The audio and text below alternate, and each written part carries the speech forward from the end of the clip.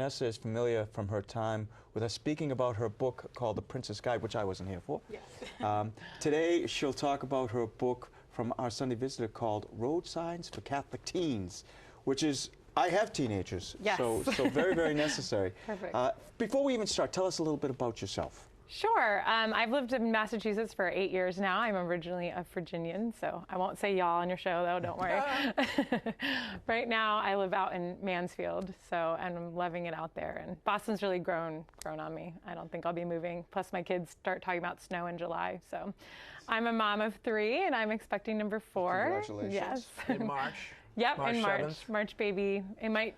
my youngest has a March birthday, too. I'm like, you might have to share your birthday. Oh, don't tell him. Oh, no. Don't tell him that. Yeah. Because all boys.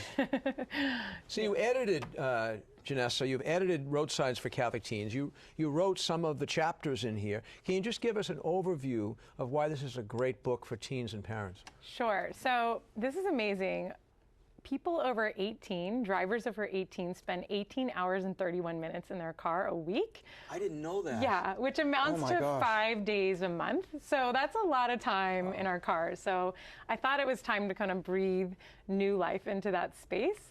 And so I basically take everyday road signs that new teens are going to see on the road or weathered drivers are going to see on the road, and I breathe in a theological message. So it's kind of fun, and it's hard to forget. I'm very individual, so once you read this book, you're driving along, you'll never see the stop sign the same way, or...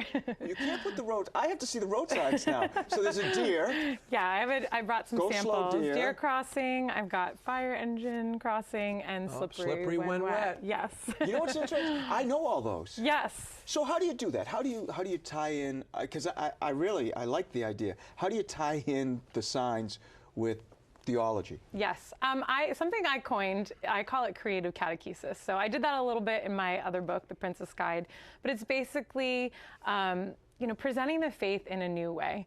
I think sometimes there's this Snoopy phone that's going on where people start talking, and it's like, I've heard this before, especially sometimes with teens, it's like, wah, wah, wah, and people stop listening, And so I don't ever want to change the faith. I just want to express it in a unique, fresh way.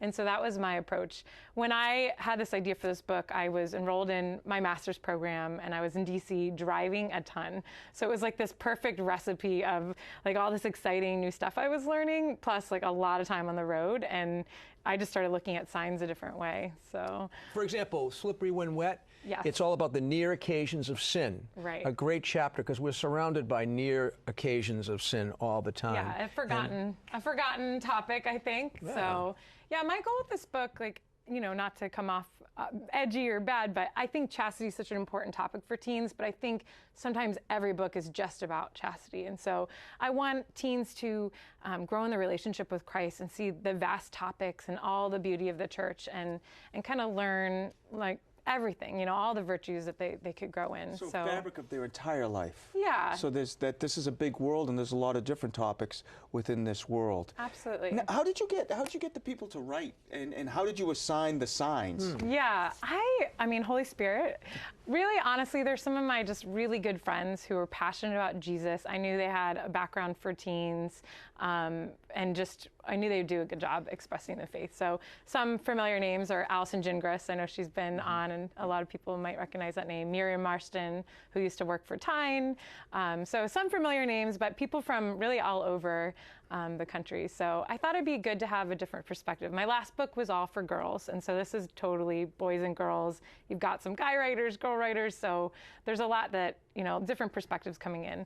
There's stories, and it's not just all text. There's a lot of fun pictures of holy road trips, funny roadside distractions. It's really a motivator to be like, hey, I want to go on pilgrimage now. So people can get this book right now from our Sunday Visitor, Amazon, Absolutely. Wherever? Yep, it's out there. Yeah. So perfect for confirmation or when you turn 16 or...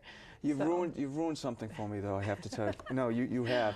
Because now, Jennessa, I'm not going to drive down the road without looking at a sign and trying to figure out, how do I make my son or daughter think about that and their faith? Start with my book, and then that will give a good foundation.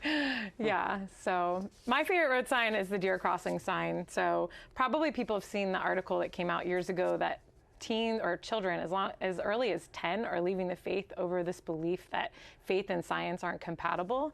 So I use a deer crossing sign, which might be a little like, how do you do that? But well, thank you so much, and thank you for joining us. Again, where can people get the book? Amazon.com, our Sunday Visitors website, or they can visit my website. And what is that? It's a little mouthful, but it's www.femme, like the French word for woman, femmeorfaux.com. Femmeorfaux.com. Yep.